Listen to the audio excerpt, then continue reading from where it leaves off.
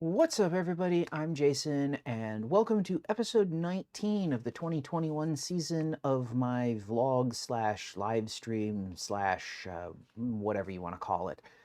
This is the episode for Friday, the 4th of June, 2021, and this will actually be the first time I've done one of these streams in, I think, a couple weeks now, maybe even 3 weeks now. So, as much as it sucks, I guess, from the perspective of the YouTube algorithm, my personal preference is to not stream if I don't have something to talk about. Sometimes there's a lot of things going on in the world of photography that are worth talking about. Other times there kind of isn't. And the last couple of weeks have been a kind of isn't. And so instead of filling up your playlists or your subscribe information streams or whatever, or just rambling pointlessly, I didn't do live streams because I had nothing to talk about. But today I have something to talk about. Canon has released more information about the EOS R3. Not a ton of information, a little bit of information, and since I primarily talk about Canon stuff, I wanted to basically talk about what Canon has released more information about the EOS R3. Some of the things that they've released have confirmed or announced, or whatever you want to say. Some of the information has confirmed things that I have suspected, basically since the beginning of since the first release. I certainly could be wrong, but like I said, some of the things have confirmed things that I suspected. So let's just jump right in and start talking about this and, see where things go. So, first up on my list of notes is the battery. It's going to use the LPE19 battery that the EOS 1DX Mark III uses. This, of course, will be great for EOS 1 users. It's not going to be so amazing if you're an R5 user. This has been one of those things that's frustrated me for a long time with Canon, that I have to give Nikon sort of props for having gotten right, at least in my opinion, having gotten right. Although, unfortunately, they seem to have gotten away from that now, too, with their Z series cameras now that they have battery grips. But the thing has always frustrated me with Canon is the 5D and the 1D use different batteries. And now that's not to say, okay, yeah, the 5D not full height camera uses a small battery when you don't have a battery grip on it. But when you go to a battery grip, the Canon platform doesn't have the option of using the 1D batteries in the battery grip for the 5D or the 7D, or the R5 in this case. And I always found this frustrating because many years ago, I used to own a 1D Mark III and a 5D Mark III, and that's what I went and traveled with. The 1D was for the action stuff because it's 10 frames per second, and the 5D Mark III was for the, what do I want to say? The 5D Mark III was for the like landscape type stuff. Oops, forgot to turn a light on. That's better. So the thing that frustrated me is going somewhere, I always had to take two battery chargers. I had a great big battery charger for the 1D and its batteries, and two, because using battery grips in the 5D, I had to have two chargers because I didn't have a dual battery charger. Canon didn't make a dual battery charger, and there weren't really affordable dual battery charger options on the market. So two of their chunky battery chargers for the LPE6 batteries.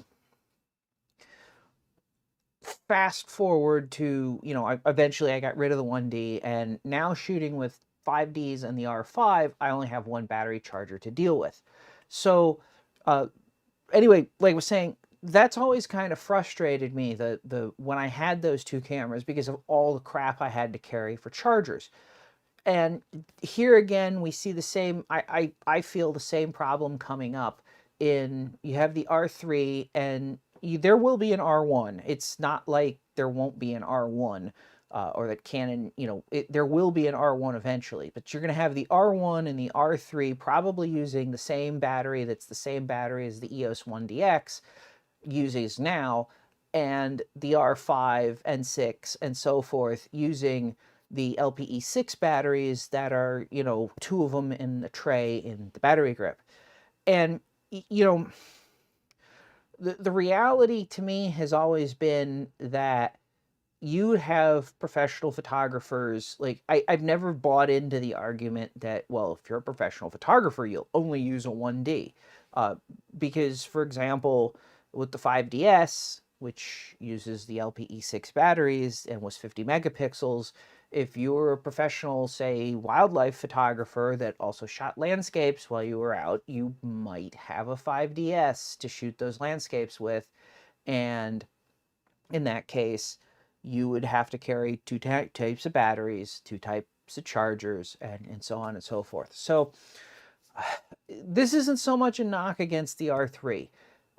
Canon's going to use the best battery for the camera that they can put in the camera. And in this case, because I think that the battery, the LPE19 battery that the 1DX uses is good enough, instead of like reinventing the wheel, that's what they're going with.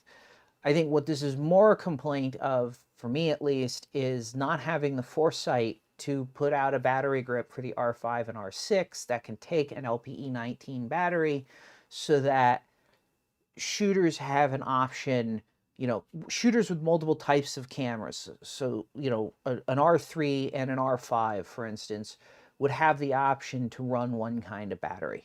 I know this is one of those things that I always kind of complain about Canon not doing, and or doing wrong, if you will, and that it's sort of minor in some respects, but on the same token, it's kind of, to me, it's kind of it's one of those little frustrations that comes out in the practical use of the camera that, you know, isn't necessarily obvious, sort of like on paper, as a paper spec. Second thing they announced is, or revealed, is that it's going to be dual card slots, which we should have expected because it's supposed to be tiered between the R5 and the R1 or the 1DX, in which case I should add this.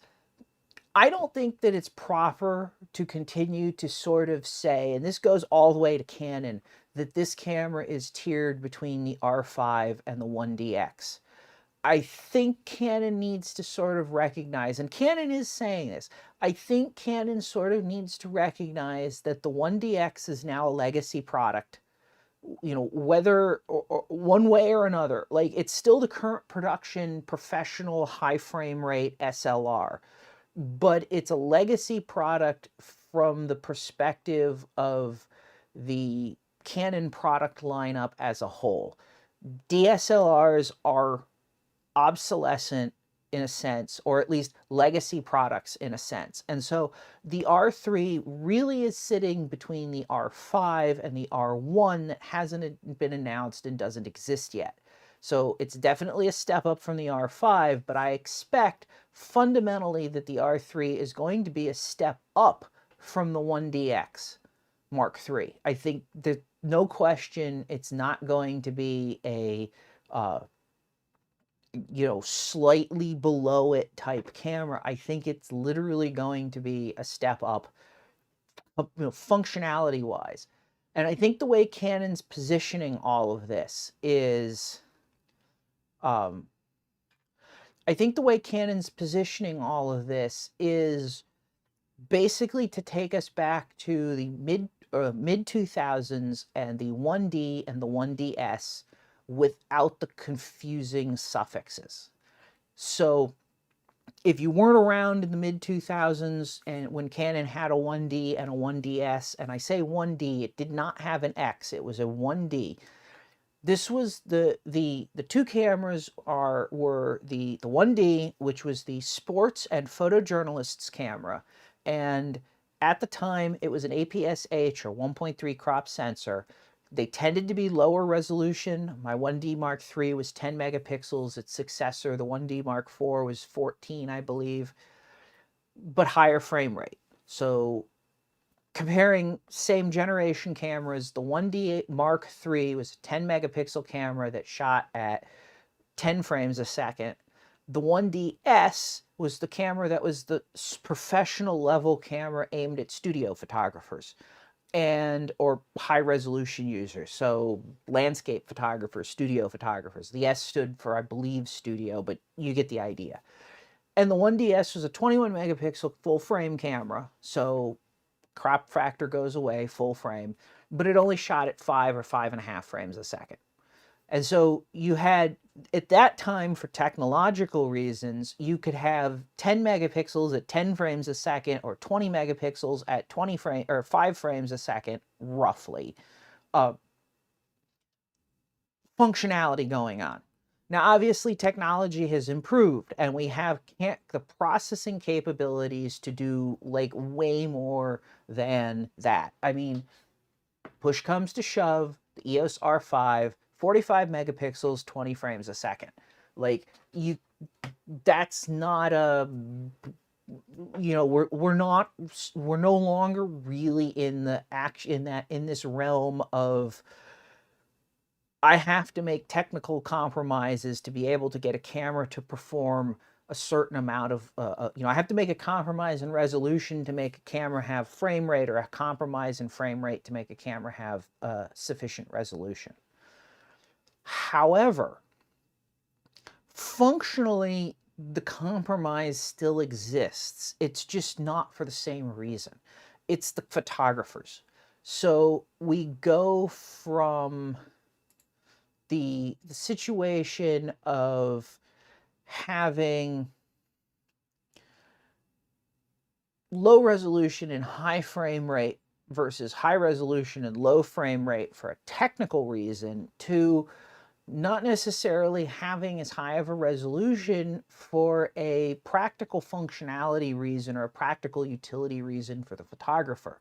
And the thing that I keep seeing, and there's going to be debate and there's going to be personal preference on this, and I know people that fall on both ends of the scale.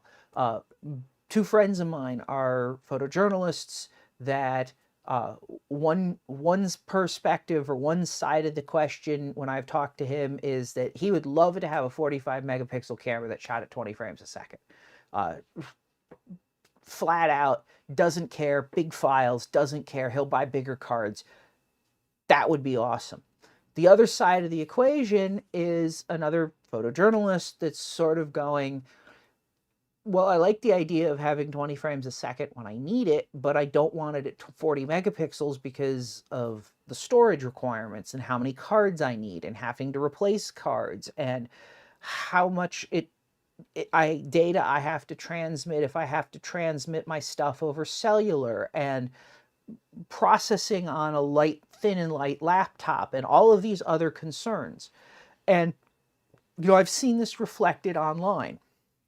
I've seen wedding photographers, photojournalists, sports photographers, basically all saying,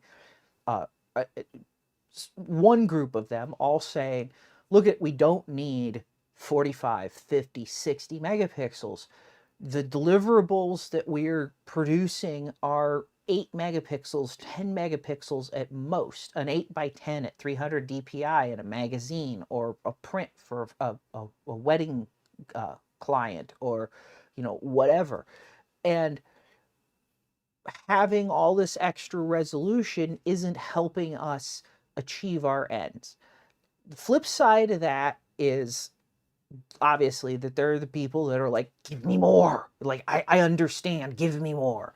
And I'm not saying that either position is wrong, or one of these positions is wrong, or either of these positions is right. A lot of it has to do with what you are capable of dealing with, and what you need in your deliverables, and what you need for your work. And, you know, a lot of these photographers, it's not like they don't understand the situation, or they don't understand the advantages of resolutions. Because I've seen this argument come up. Somebody says, look, I don't need in my sports camera for it to be 45 megapixels. And somebody online will turn around and tell them, yes, you do, you just don't understand. And they're like, no, you don't understand. I have an A7R4 at 60 megapixels, or I have a 100 megapixel phase 1 or a 100 megapixel Fuji GFX 100 or whatever. I know the advantages and I understand the advantages of having more resolution. When I need it, I have a camera that can deliver that, but I don't need it in this camera that's delivering this application. So where was I going with this? Right.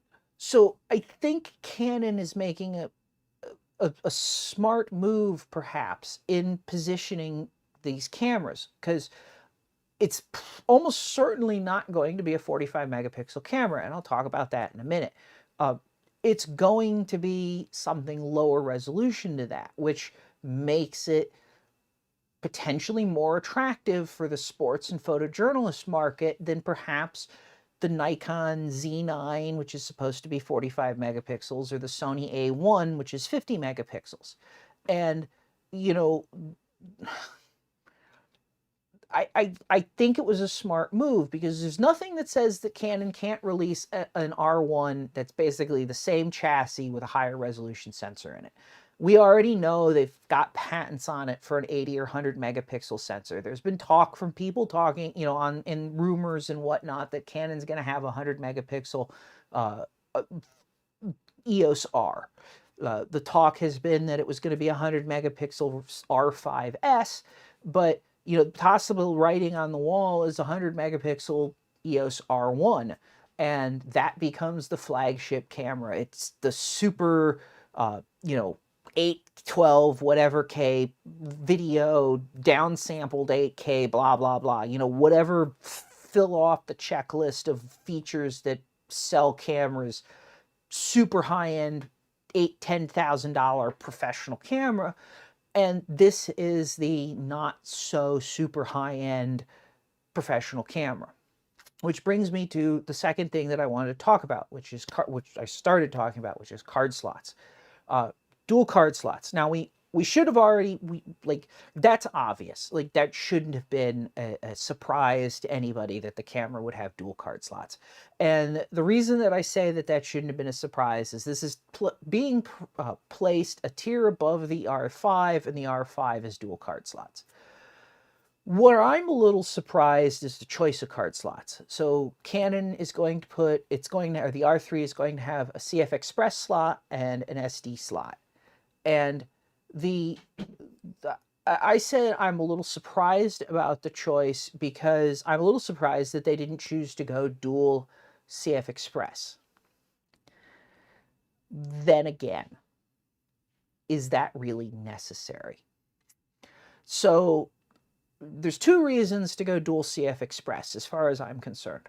One is that you're shooting 8K raw video, and 8K raw video requires sufficiently high bit rates that you need a 2+ gigabyte per second or gigabit per second write speed for your cards. Actually, it's 2+ gigabytes per second. So 2 to 3 gigabytes a second, whatever, you know, like stupid fast write speeds. Okay. The second is that you're going to rely on the card write speed to minimize the amount of buffer memory that you need in the camera. Now, the R5 has 8 gig of buffer in the camera, and it has to have 8 gig of buffer because that's about how much memory, or that's sort of the amount of memory you need to shoot H.264 or H.265 IPB compressed 8K video. So they couldn't cut the memory down on the buffer memory down on the R5. And as a result, the R5, when you're shooting stills, has this massive buffer, like way more than anything that Canon has had in that class in the past. You know, like I got 30 frames on a 5D Mark IV, direct predecessor.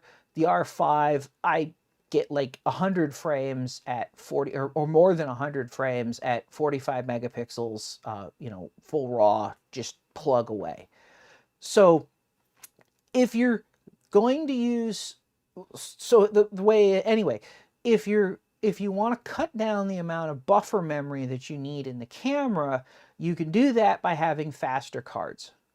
The faster the cards write, the faster you can clear images out of the buffer the faster you can open up space to put more images in the buffer. Now, the question that comes to my mind is, well, what do you actually really need? And looking at the R5, and this is why I said, really, as far as I can see, the only real place where you need CF Express in a camera like the R5 is to shoot 8K RAW video or 8K all-eye video. Beyond that, bit rates, especially with UHS-2 SD cards, write speeds are fast enough to basically support all video modes below that. I think Canon requires this CF Express card for 4K 122, which 4K 120 has the same data rate as 8K, so that's, and it's all eye, so that's a sort of a reasonable, okay, I get that. But all the other 4K modes and 1080p modes can be shot to SD cards because that's all that bandwidth you really need. 100 megabit, which is not, like, you can argue where it is, but 100 megabits, 12.5 megabytes a second, right? 500 megabit is about 55 megabytes a second or 60 megabytes a second, right? UHS-1 SD cards are supposed to be able to write those at speeds at that, at least if you read the manufacturers, what they're claiming. Now, obviously, Canon, it says use faster cards because, well, Canon can't guarantee what the card manufacturer is doing, so overstate what the requirements are.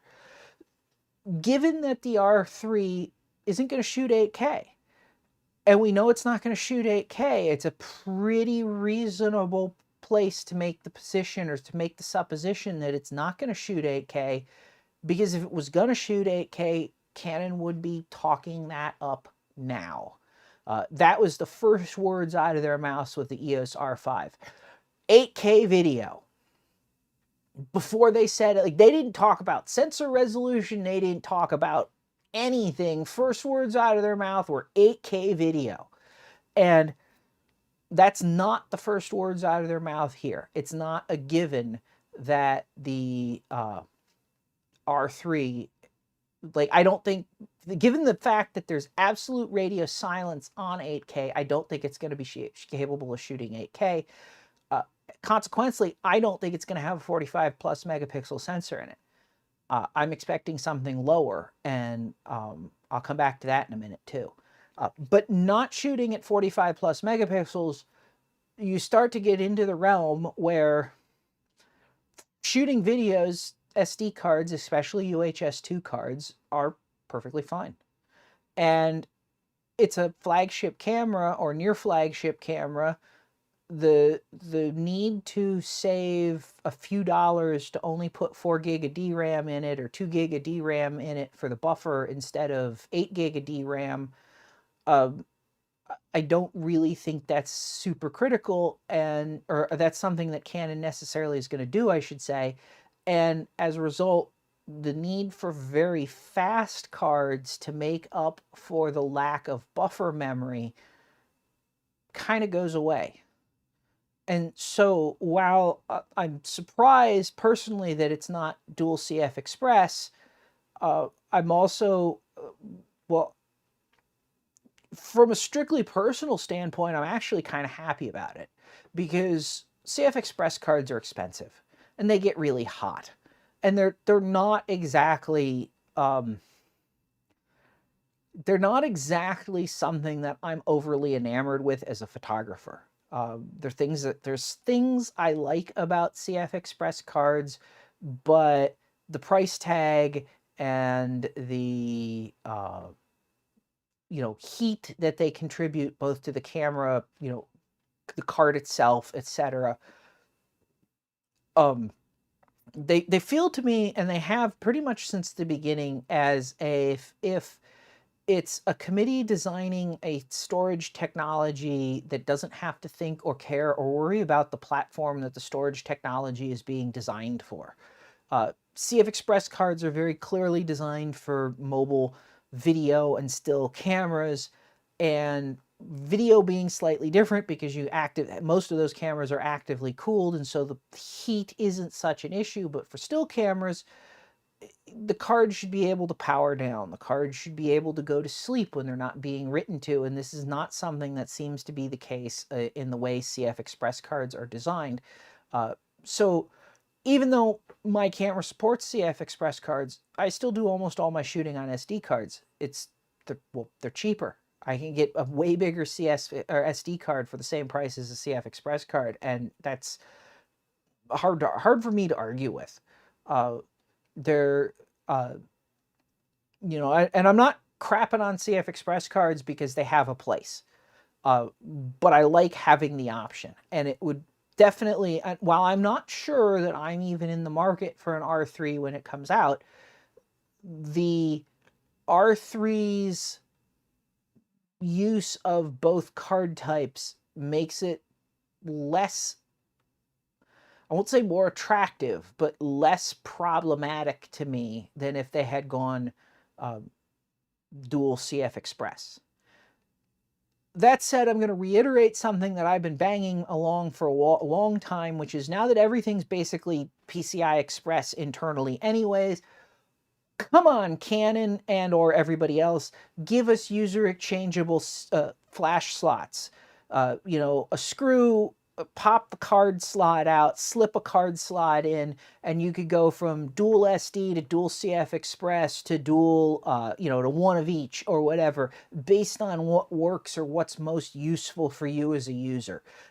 This is doubly the case with SD Express being a standard coming along, because with SD Express, you've got PCI Express everywhere. And given the fact that if you have to have PCI Express from the camera's processor out to the cards in the first place, because that's what CF Express uses, and that's what you need in addition for SD Express. And I'm not saying that this is going to use SD Express. That wasn't something that I've seen announced. But given that, and given the size and complexity of like a PCI Express to SD controller bridge chip or something, like that, which is super tiny and super not expensive, it should be entirely possible for us to basically be able to open the side of our camera and slip out the card slot and slide in the card slot, like little tiny, they're not going to be super complicated modules, just little tiny modules, a couple small screws, locks into the camera and gives us the ability to change cards and, adapt to like what our actual needs are. And then potentially, again, PCI Express is the same bus that's used in computers to interface with all kinds of things. There's really no reason that, had this been implemented in the past with, like, say, compact flash, if in a 5D Mark IV, for example, you had PCI Express driven user replaceable card slots, that you couldn't have been able to take the compact flash slot out and put a CF Express slot in. Yeah, sure, maybe you don't get the full speed of CF Express cards, but it should be, something that could be workable, or something that should be workable, especially going forward, especially the way all of these internal technologies, the cards, etc., are converging on PCI Express, NVMe as a storage protocol, that kind of thing. Okay, so moving on from card slots. The camera is going to have both the multi and smart controller. So the multi-controller, if you're a Canon user or not a Canon user, multi-controller is this typically called the thumbstick or whatever. It's the thumbstick on the back of the camera. That's what Canon calls that, the multi-controller. Typically we use it for autofocus point selection, but it can be used to navigate menus and a whole lot of other things. The smart controller was introduced on the 1DX Mark III, and basically it's take the multi-controller, which is I don't want to call it a 4-axis. It's like a 4-axis, 8-axis I guess technically it is, it's a multi-axis, whatever, stick that you can push in to, select with. Take that and make that the autofocus on button. So now instead of having to move your thumb off the autofocus on to move the autofocus point, you can just move the autofocus on button, press it in a direction, and that will move the autofocus point. So the camera's going to have both of these. I have no idea how I feel about this. In my notes, I said basically 2 thumbsticks. DualShock! I'm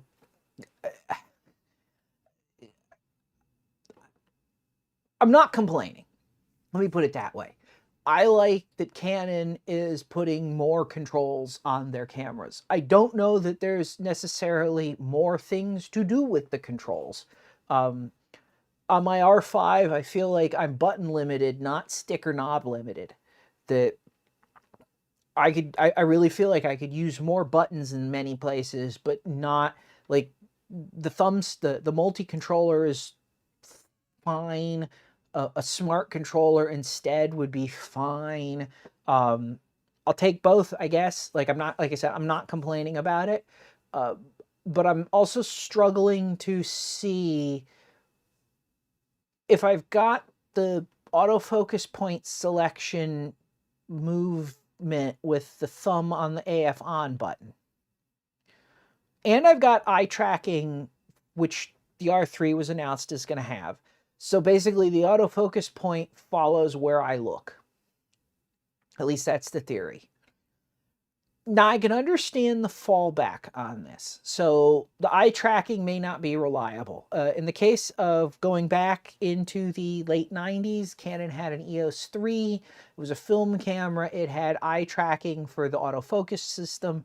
I think it only had like 5 autofocus points, so there's not a lot to track across or around. But the biggest problem that I remember seeing and reading about with that camera was that if you had sunglasses on, the eye tracking didn't work. So, which I guess makes sense. If you've got something that's obscuring your eye, your eye tracking isn't going to work. So I don't think eye tracking is necessarily a technology that you can get rid of the multi-controller for, because, or in this case, the multi-controller or smart controller. So I see a fallback. Eye tracking, and when eye tracking doesn't work, you have the smart controller, and some people may not be dexterous enough to not move the autofocus point when they're hitting the autofocus on button. So you may not want the multi-controller or the smart controller to do autofocus point selection, so you keep the multi-controller. So like that makes sense. But assuming that you are dexterous enough to not push or move the point when you're trying to activate the autofocus system, I'm not sure what you could do with the multi-controller, or that it doesn't just become an extraneous thing on the camera. And I'm not a big fan of extraneous things on the camera. I like to have,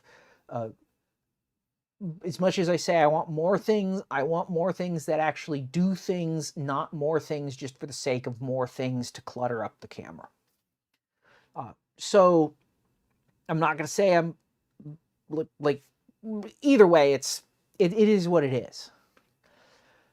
So speaking of the autofocus system, Canon has announced some additional information about what the autofocus system will do.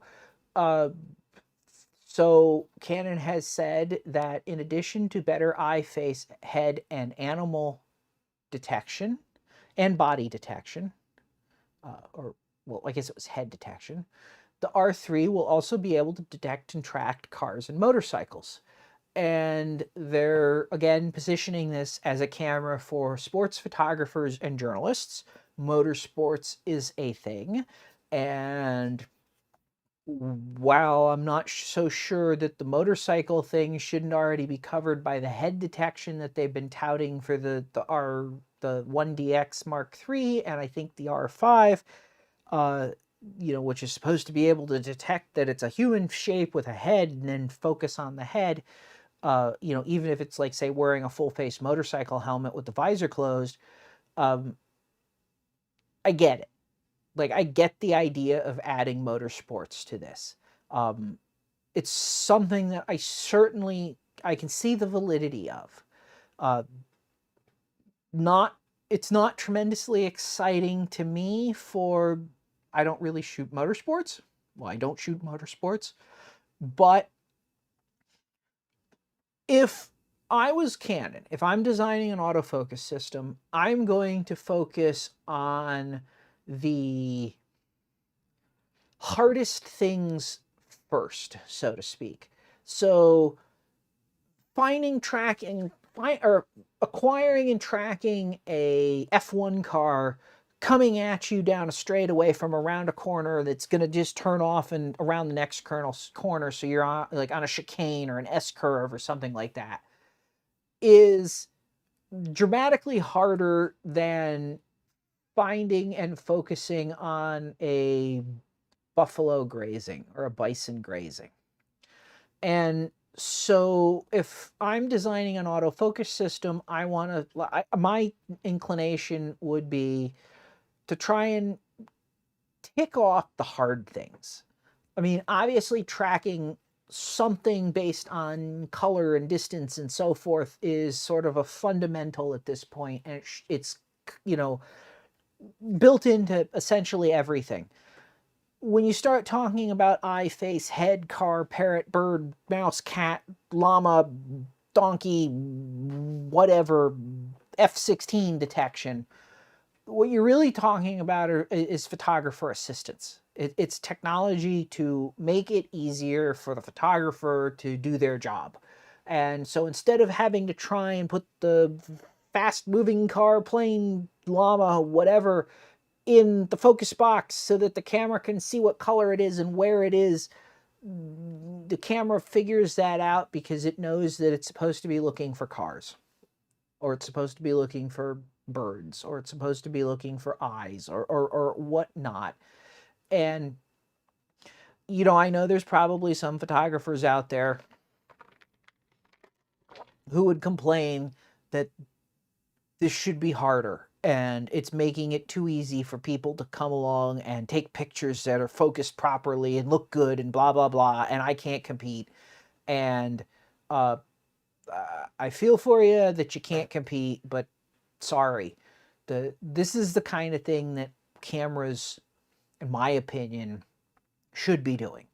They should be making it so that as a photographer, I have to focus less on the minutia of operating the camera and more on actually making an image.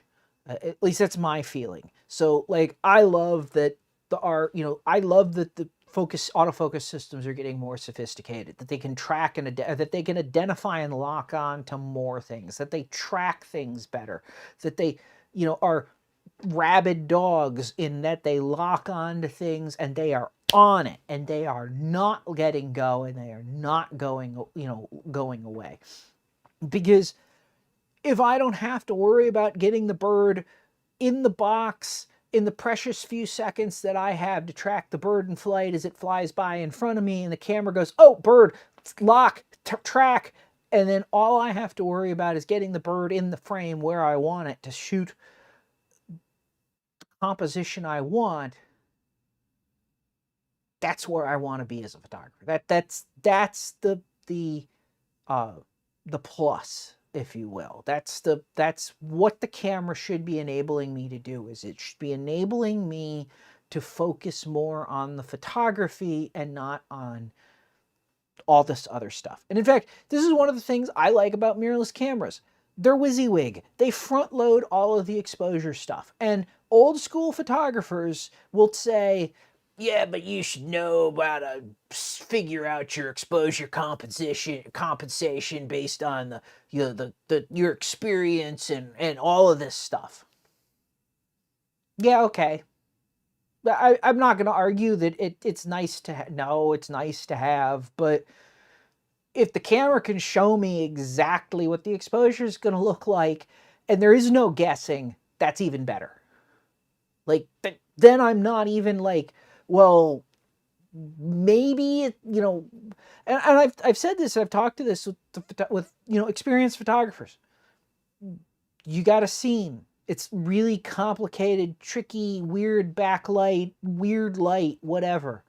What do you do? And almost every one of them says, well, I take a guess at the exposure compensation or the exposure that I need. I take a picture, I look at the picture on the back of the camera, and I make sure it's exposed properly. And then I roll with it. What do you do with a mirrorless camera? I look at what the things in the viewfinder. I don't have to take a picture and roll with it. I look at the histogram in the viewfinder. I look at the picture in the viewfinder. I set what I need, and then I shoot. And like, that pushes you away from the need to futz with the minutia of making the camera work and let you focus on the minutia of making a good picture. So more autofocus stuff that it can track, detect, pick up, great. I'm all for it. That said, I want to reiterate a point that I think I've talked about in the past, but with these machine learning based autofocus systems where they pick up based on like learned understanding or learning what to look for in a scene. And that is, I think it's starting to become time to start moving to non-camera based AF updates. And what I mean by this is all of the, like in the past, if you wanted a better autofocus system, you bought a new camera. So I had a 5D Mark III and I wanted a better autofocus system among other things. So I bought a 5D Mark IV.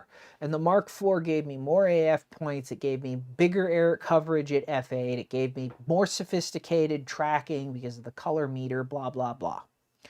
Well, we're kind of past that.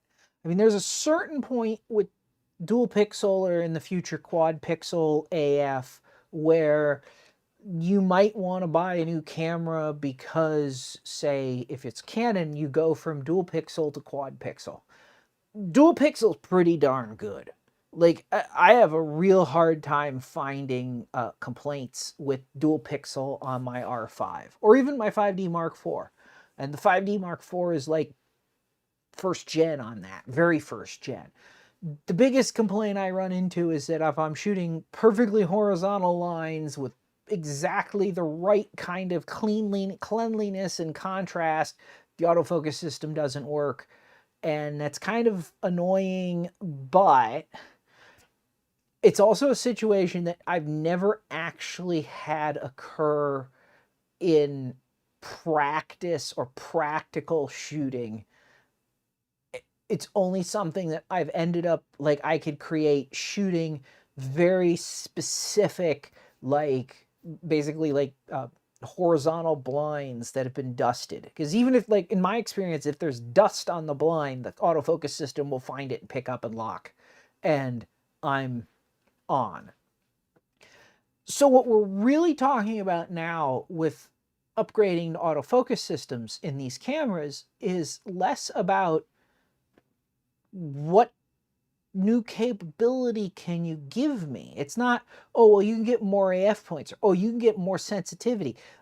Canon's engineers have said, there was an interview, I unfortunately don't have a source to cite this, but I read this, I want to say on the Digital Picture somewhere, maybe DP review, but they interviewed Canon engineers, and Canon engineers basically said that the dual pixel autofocus is good to f22, if not further, which, you know, as a wide open lens thing. And I'm pretty sure it's good further than that, because I want to say that I've had it focus with a 100 to 400 with a 2x teleconverter at,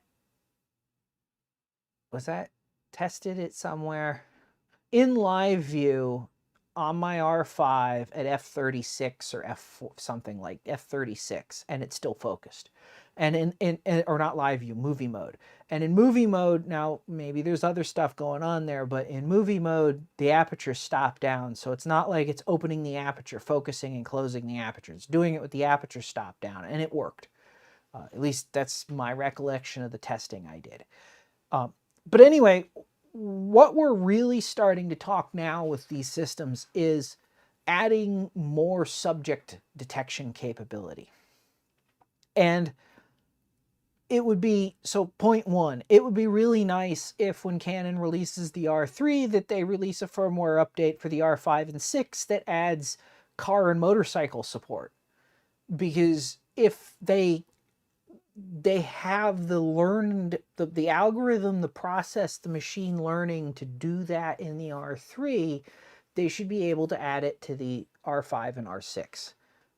The only real limitation would be not enough space in the internal storage for the firmware, but I'm sure there's probably a good chunk of space there because the firmwares are already 50-something megabytes. Now, this isn't to say that maybe the R5 and R6 are limited in that you would have to pick between, do you want to do cars and people or animals and people, or, you know, something like that. Like they don't have the ability to add to the list of things that can be simultaneously detected. They can only handle a small number of things, which isn't necessarily a bad thing, maybe, or a problem. Like, how often do you go from shooting cars to shooting birds to shooting dogs to shooting people?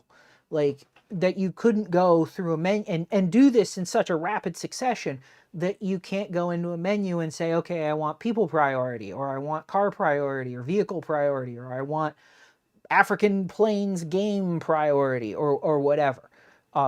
My understanding, for which I preface this on, my understanding of the machine learning stuff is that the way the algorithms work, the determining what it is, so people, car, dog, cat, bird, whatever, individually doesn't take more space or storage or processing because of the subject. I mean, within a tolerance band, like detecting cars isn't going to potentially require 1,000 times more space than detecting a person's, or focusing on a person's eye.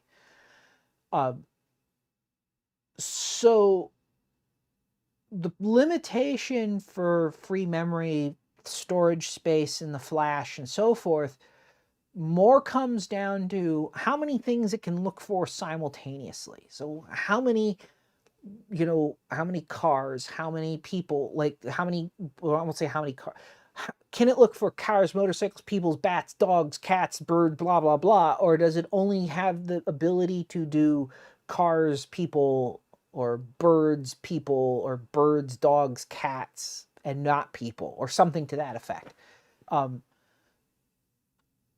So as Canon continues to push out their what it can look for, I would like to see that information trickle down to the lower, not necessarily, well, to all the cameras. Basically, as they do more autofocus stuff, subject matter becomes trackable for everybody, not just for this camera or that camera. Because, you know, I don't really, like, I don't really see that being as, I don't know. Like, I think it's a selling point to be able to trickle it out. Because, again, a lot of this, this is one of those things I always get frustrated with the people who want to talk about, well, protecting, they gotta protect this, and what if the 1D or the 20, like, the R6 already does almost everything the 1DX Mark III does. It better frame rate at 20 frames per second. I mean, you know, well, I won't say better, but it equals, like, you could make an argument that why buy a 1DX when you could buy an R6? Like, same resolution, basically the same image quality, better electronic shutter capabilities, 20 frames per second, better dual pixel autofocus, etc., etc. You know, to me, it's not, the question isn't about protecting products from being cannibalized from other products. Now, there is a level of that. Like, you don't want to do something Canon shouldn't do, or Canon doesn't want to do something, say, stupid, like what I'm going to say, what like Nikon did with the D3 and the D700. If you release a camera that's 95% of the capabilities and performance for 50% of the price, your market goes from, basically evaporates. And this is what Nikon dealers and Nikon saw with the D3 and the D700 is, and I saw this with plenty of photographers that I knew, photojournalists. They were shooting D2s and D2Xs and D2XSs and blah, you know, the D1 number class cameras. And when the D3 and the D700 came out, they went, I'll buy 2 D700s and get rid of the D2s. Or I'll buy 4 D700s and get rid of the D2s instead of 2 D3s. Or a D3 and I keep my old camera, blah, blah, blah. So you obviously don't want to cannibalize that. You know, or you need to protect, as a company, you need to protect a market that way. But protecting the R3 by making it the only camera that can track cars, it isn't really protecting the R3. It's kind of not really protecting anything. It's just pointless product limitations. At least assuming that there isn't a technical reason that the product isn't limited, you know, or that one of the previous products are limited. Like, you know, if the R5 and R6 simply just don't have enough storage space or processing power or something like that to handle an upgraded autofocus subject matter content thing, you know, then I could understand. The second thing I wanted to reiterate point is going into the whole machine learning thing, and I don't know how necessarily practical this really would be, but I'd love to be able to teach the camera to focus on the things I care about. There was a photographer from South Africa who was complaining about when he got his R5 that in animal detection mode, if he went to try and photograph a giraffe, it would focus on the tips of its horns instead of its eyes. And I can understand that because it's not programmed, it's not trained to deal with giraffes.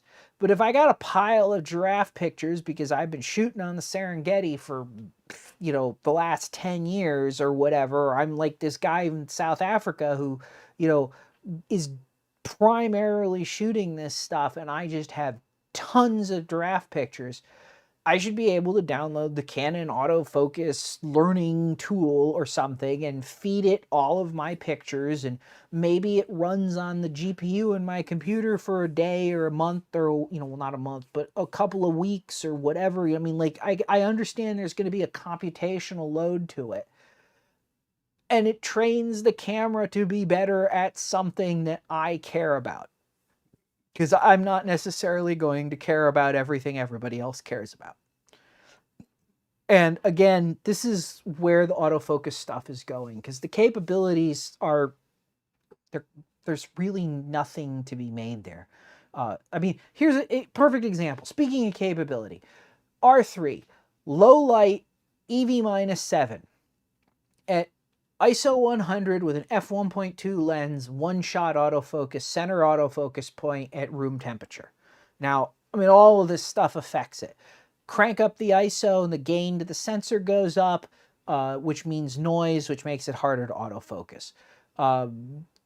Slower lens, higher autofocus, or higher, less light, higher gain needed, less slower, or, you know, less accurate autofocus, etc., etc., etc. But quite honestly, none of this is really all that impressive to me. And I didn't write it down, but I'm going to go look. My R5 is specified as So my R5 is specified to EV -6. Again, the same settings stuff. So it's a stop darker than the R5 should be able to do. In practice, with the R5, I have found that it will autofocus successfully in light levels that, with an f2.8 lens, not even an f1.2 lens, it'll autofocus in light levels that are so low that I can hardly see what it's focusing on, but it'll focus on it. And that's kind of the reality of dual pixel AF. If you can make a picture, there's probably enough light, you know, without like an hour-long exposure, there's probably enough light for the sensor to be able to do the math, to calculate and do the autofocus stuff. So, like I said, not tremendously impressive or impressed with new features or whatever, not new features, new specifications, higher performance. You know, I keep saying this, and I've said this about sensor resolution. I've said this about a lot of things. In the world of photography, there's diminishing returns. And we're getting to the point where the diminishing returns are really starting to pile on. Because, you know, reliable autofocus at -7 or -10 or -15. It's like, you get to a point where, okay, the camera can autofocus, but I can't make a picture because there's nothing to make a picture of, or it's just plain too dark to make a picture of because, you know, it's just that kind of thing. So, you know, again, not bashing Canon. I think the market, I think the place where it's the place the autofocus systems really differentiate now, and really the selling, I won't say the selling point, but the core key point is what they can detect and track, or what they can detect and lock onto and track.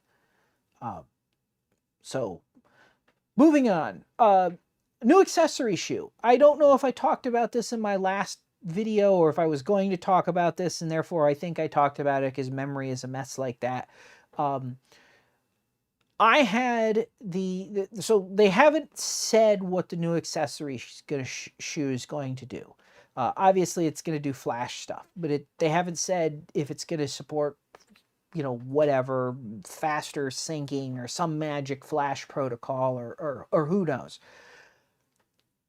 What I'd like to see, and I've said this before, is I would like to see the hot shoe have a way to have an audio interface. So if you're shooting with something like a video mic or the Canon little on-camera external mics, instead of having to plug it into the hot, I say a video mic, a Rode Video Mic Pro, Sennheiser makes something, they're similar, they mount in the hot shoe. So instead of sticking the mic in the hot shoe, locking it down, and then plugging it into the mic input on the side of the camera, just have the contacts for the mic in the accessory shoe, either like through the flash data pins or through ancillary pins or whatever, and just you stick the mic in and it's connected. And again, this sounds like this is such a trivial little thing, but if you're talking about a camera that's being set up for, say, photojournalists, which is one of the things Canon's saying the R3 is intended for. And I know from photojournalists that I've talked to that more and more of them are being asked or told, or however you want to put it, to get video clips for the website or for whatever. Like, video is becoming a responsibility. Shooting video with the inbuilt or the in-camera microphones is obviously less than ideal. It's really preferable to have something external that's a better quality microphone than the little tiny things that they put in the camera. Now, and I've even run into this, and this is where I started thinking up the thought in the first place, is if I need to do something and I'm going from stills and I want to shoot video, and all I got to do is click a mic into the top and the camera automatically switches to that as the audio input, that's way faster for me to do in a run and gun situation than having to put it in and plug it into the side. Compounding things which makes it even nicer, to my opinion, is you could possibly get rid of the Q20 port on the side of the camera for the mic and just have a dedicated audio input module for shooting video. So if you're a serious video shooter, and again, this is all hypothetical, that where my thought process going. If you're a serious video shooter, you could then plug the serious video thing onto the top that would allow you to plug XLR mics in and provide phantom power possibly. Or, you know, potentially if Canon was real smart and it does audio, they could license it. And so if you have, you know, license it out the accessory thing, if you have, for example, the Rode Wireless Go system or any on-camera wireless system, it could plug in so that when you clicked it into the top of the camera, you were automatically synced audio hooked up to your wireless or your on-camera mic or whatever without having to plug in to the side quarter or eighth inch TRS. Now, obviously you would want if you're going to do, if Canon were going to do that, and there's no indication that this is what they're doing, but if they're going to do that, then you would obviously want to have a plain audio input for just normal audio. But another good advantage of doing this is it gets electronics out of the camera. Not that the audio electronics is super massive and super power hungry and super anything like that, but just getting it out of the camera frees up space, frees up power consumption, frees up heat, frees up ports and plugs and sockets and routing and traces and complexity.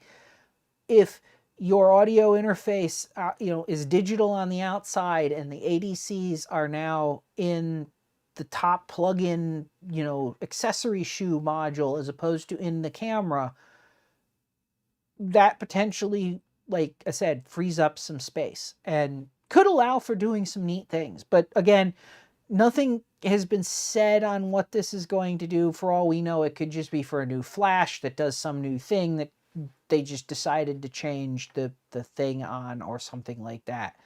And, you know, all the wishful thinking amounts to a hill of beans. So they also talked about video. 4K oversampled. Again, as I said before, no mention of 8K, which makes me think that this isn't going to be a 44 megapixel camera, because if it did 8K, they would have been talking about 8K.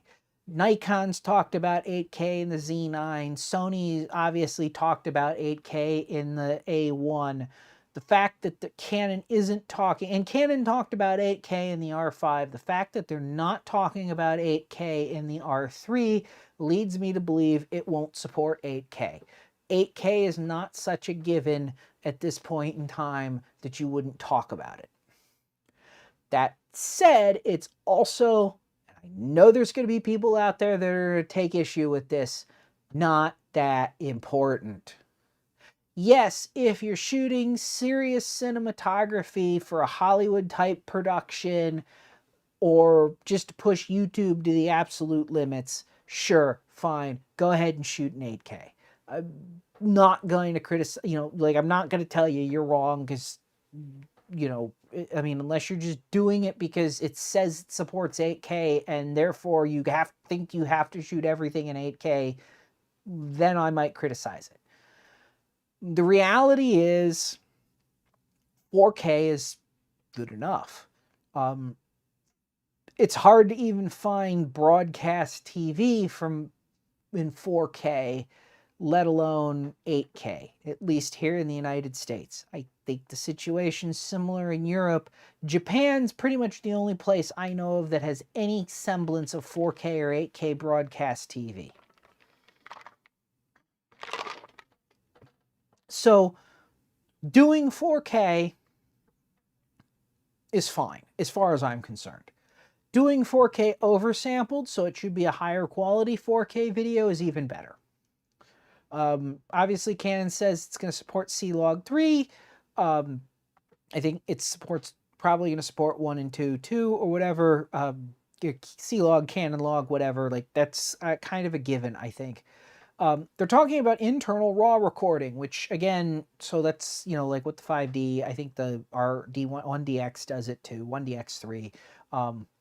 Internal RAW recording, like it's kind of, I think it's kind of obvious that that should be there because it's in other cameras, and I don't see a compelling reason to knock it off. Now, I'm not entirely sure, you know, again, I'm not entirely sure what Canon is, or what resolution Canon's going to be at. Um, it's not going to be a 12 megapixel camera. Like, I don't think that's going to be the case. Which brings me back to the whole thing about max resolution. So they're not talking about max resolution, and they haven't said anything that implies a max resolution. So when the R5 was announced and Canon said 8K, we could very quickly say it's got to be 45 megapixels or 44.5 megapixels or higher, because that was the resolution you needed to have a 36 millimeter wide 8K frame, but a camera that could still shoot 2:3 aspect. 4K implies it has to be more than 8 megapixels. Well, that's obvious. Downsampled or oversampled 4K doesn't really tell us much of anything. I mean, it could be 20 megapixels oversampled to 4K. It could be 30 megapixels oversampled to 4K. You know, there's a lot of room in what Canon's saying. So if it was going to do 8K and it was going to be 45 megapixels, we already know that. I'm convinced. I don't think Canon would be talking about this and not saying 8K if that was the case. And remember, Canon is expecting, as I understand it, to ship this camera by sometime in the next half of this year, by the end of the year, before the end of the year, possibly before or around the Olympics in a couple of months. That implies certain things that some people like to forget, which the big one is that at this point, the camera's done. They may be working on some software tweaks. They may be working on some code things. But sensors have to be in the pipeline to be manufactured. PCBs have to be in the pipeline. Chassis need to be in the pipeline to be manufactured. None of this stuff is something that Canon could really say at this point. And this was the same case with the R5. When they announced it in January, the camera specs were basically finished. Little details could change, but something like the sensor couldn't. So if Canon's not touting an 8K sensor now, don't expect one when the camera gets fully announced and released. It's just not likely. The likelihood of that is so slim that it's not worth talking about or considering. The other thing on video that I haven't seen from Canon on this is that there's been no mention of a maximum recording time.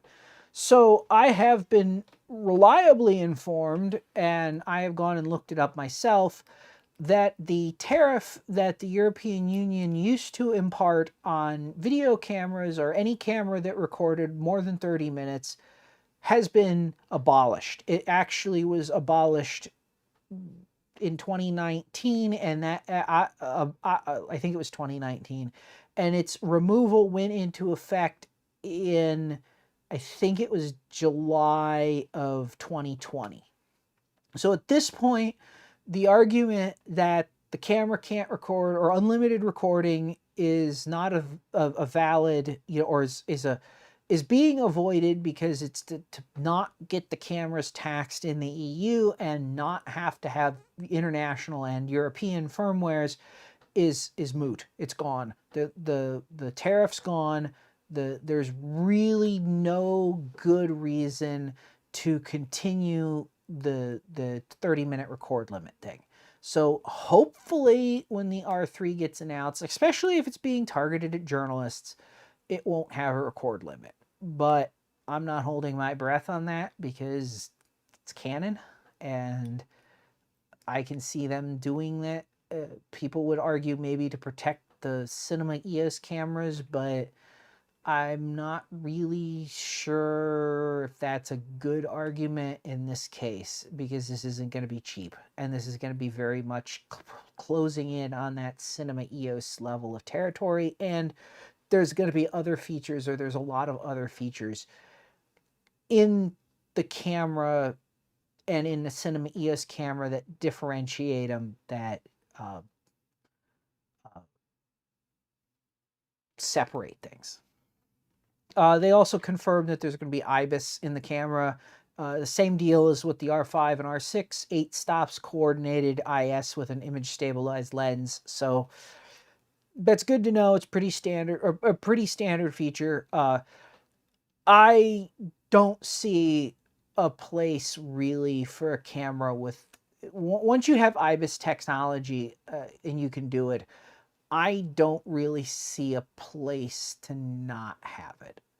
I may see arguments maybe, but at least in my experience with the R5, and the fact that Sony's been doing it for ages and it doesn't seem to make that part of their cameras any less reliable. Well, I mean, I guess the one argument you could make is cooling. It's harder to cool a sensor that you're moving versus, you know, a sensor that's fixed. You know, if you fix the sensor in place, you can put a big heat sink on the back or heat pipes off of it or something like that. It's much, much harder to do that when you're moving, you know, when the sensor is bouncing and moving around, which is about the only argument I could see for not having IBIS in a camera at this point. But at least as a still photographer, I kind of like having IBIS. And I kind of, even though 8 stops of coordinated IS falls in that realm of, God, I don't really, like, I can't use it. On my 24-70 f2.8, which I get the 8 stops with, 8 stops puts, even at 70 millimeters, the exposure so long that I can't hold still enough to get the full 8 stops out of it. But, you know, I'm not complaining. It's nice to have it. So let's see in my notes here. I'm gonna, well, I go back to mentioning resolution. I want to speculate on this for a second. I'm fairly sure that this isn't going to be, as I've said before, a 45 to 50 megapixel camera. And I've talked about the reasoning for that previously. You know, sports journalists, wedding photographers, there's a significant number of them that don't particularly want 45, 50, 60 megapixel cameras. They'd like something more reasonable. You know, even though there are those that would like to have higher resolution than 20 megapixels, there is a middle ground as far as I'm concerned between 20 and 60, or 20 and 45. I also am very doubtful that the camera will be 20 megapixels. I don't think Canon will do that for a third time. Granted, this isn't the 1DX Mark IV, it's the EOS R3, but it's a completely new sensor architecture. It's stacked, it's lots of things. I think they're going to want to sell an upgrade here. Like, they're going to want to have something resolution-wise that says, hey, it's better. Which to me says, if I had to make a guess, I'm going to guess the camera's somewhere in the 24 to 30 megapixel range. And kind of, that's a reasonable, to be honest, that's a reasonable number to me. I was really happy with 30 megapixel on my 5D Mark IVs. It was high enough resolution that I could make really good, nice big prints with it, but yet at the same time wasn't such high resolution that I just filled cards left, right, center. You know, it was a little bit of a shock at the start, but I didn't fill cards left, right, and center. Additionally, I think the positioning of this camera,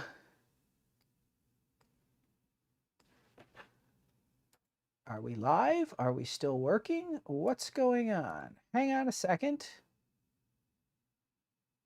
No, I'm not sure what happened there. Could have just been me.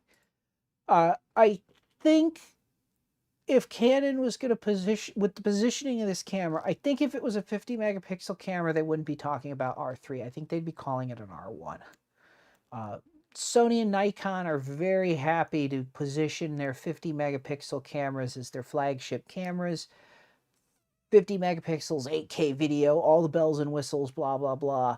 And Canon's not doing that here. And like I said, it's not to protect the 1DX Mark III because that's a legacy product. I think what we're going to see is next year, Canon's going to announce a 1R or an R1, whatever it is. Yeah, R1. And it's probably, so there's been a rumor for a while about an 80 to 100 megapixel camera, and the talk was, oh, it's going to be the R5S, and that's going to be this 80 to 100. I think that's going to be the R1. I think the 80 to 100 megapixel super high resolution, I think it's probably still going to shoot 20 frames a second. I would not be surprised to see that. Will be the flagship camera. The sports cameras, instead of the confusing 1D, 1DS thing, the sports, the high performance, whatever you want to call it, the fast-paced camera will be the R3, and it's not the flagship. So it's when people start comparing it to the Sony A1 and the Nikon Z9, it's not going to be not going to be really the right comparison because it's not it's more targeted for a different market. And I think that's a good strategy from a business perspective, because I think they can probably sell an R1 for at 80 to 100 megapixels for a lot more money, and maybe the market, maybe not, I don't know. But I think that's a good strategy. Of course, obviously, Canon's going to be damned if they do and damned if they don't in the eyes of the people that don't like Canon and want to complain because, well, it's not as high resolution as a Z9 or an A1, or it's this or that or the next thing or whatever. And, you know, as things are, people are more inclined to complain about things than they are to that they complain about things and criticize companies for making products that they would never have bought in the first place than they are to actually find positives. And I might be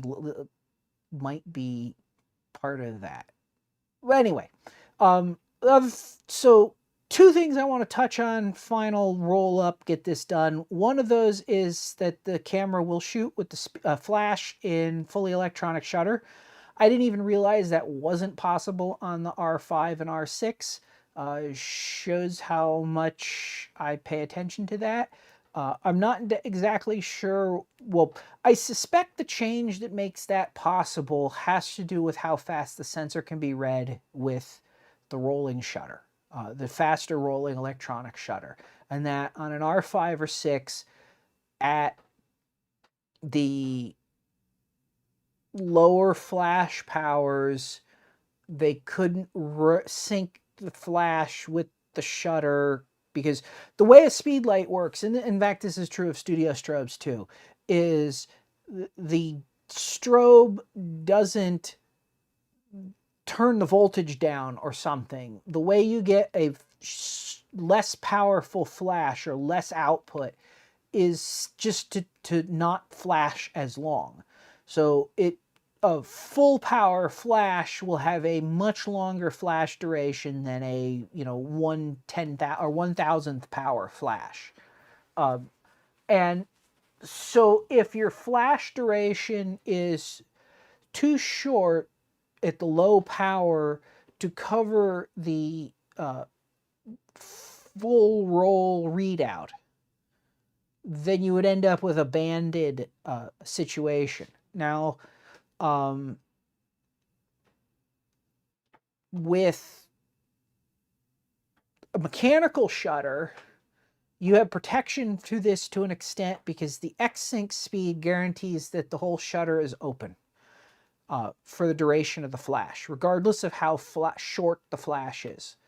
So that works. And if you put the camera in high-speed sync where you've only got partial of the shutter open, the timing for driving the flash and the fact that the flash has to be fired repeatedly, you can ensure that each section gets the right exposure and you get an even exposure. With a rolling shutter, I think this becomes a lot more problematic, but I'd have to spend a lot of time thinking through all the realities of that to be like, could it be done on an R5 or R6, or would it just not be functional? Would it work for some flash powers but not others because of the timing, etc. And yeah, but that brings me to quickly talking about the rolling shutter. So there was speculation based on Canon patents that what we were going to see with the R3 or R1 was a global electronic shutter. And there's a couple of, there's several thoughts here. So a global electronic shutter that didn't lose any dynamic range would be awesome, because you could get rid of the mechanical shutter completely, or at least reduce the mechanical shutter to a purely non-exposure based protective covering that just closed like when you changed lenses. Fewer moving parts, more reliability, less to possibly break and go wrong. I mean, just huge plus across the board. Plus, a global electronic shutter is actually more of a global shutter than a mechanical shutter is.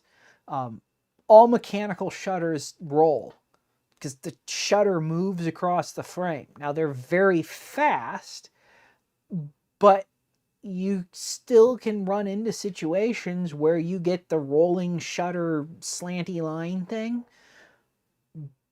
with a mechanical shutter, like even at high shutter speeds, because it physically has to move across the frame. Whereas a global electronic shutter literally can trigger every pixel across the entire frame, top to bottom, left to right, in the same instant. And that's the point of it. So, there's a plus there. And this is even true of disc shutters on cinema cameras. They still move across the frame. Yes, they're faster potentially than a electronic rolling shutter. And that was the point that I wanted to touch on here, which is, it's not that a rolling shutter is bad, which tends to be where people take the argument or the position. It's that rolling shutters have been problematic or bad because the low speed that they run at. And so the lean, the twist, whatever you're talking about, becomes more problematic because the sensor can't be read out fast enough. Now, stacked ADC or stacked sensor architecture, what Canon's talking about. So the processing is there's a processor stuck on the back of the sensor. More ADC channels, etc., etc., etc. That alone can go a huge way to basically turning a rolling shutter into a non-issue, or at least a non-issue from a functional standpoint. Basically, if you can read the shutter out electronically as fast as you could move the curtain in a camera, there's pretty much zero difference between the two. I suspect even if Canon can do that because of the way photographers are, they're still going to be bitching and complaining about it. Even if they couldn't see the difference because it's an electronic rolling shutter and those are bad, because for years people have basically not tried to educate anybody about why the problems occurred. It's just been electronic rolling shutters are inferior to mechanical shutters or a global electronic shutter. And I mean, quite honestly, I'm not really surprised about this. Like, if you look at the fully electronic shutter on the R5 and R6, they're stupid fast. They minimize the rolling shutter effect significantly. Now, it's still there a little. It's not perfect. The mechanical shutter is still, and first current electronic shutter, but is still less distorted. But the R5 and R6 very much get to a point where I can see it being an easy jump for Canon, especially stacked sensor architecture, higher bandwidth between the chip and the processing, etc., to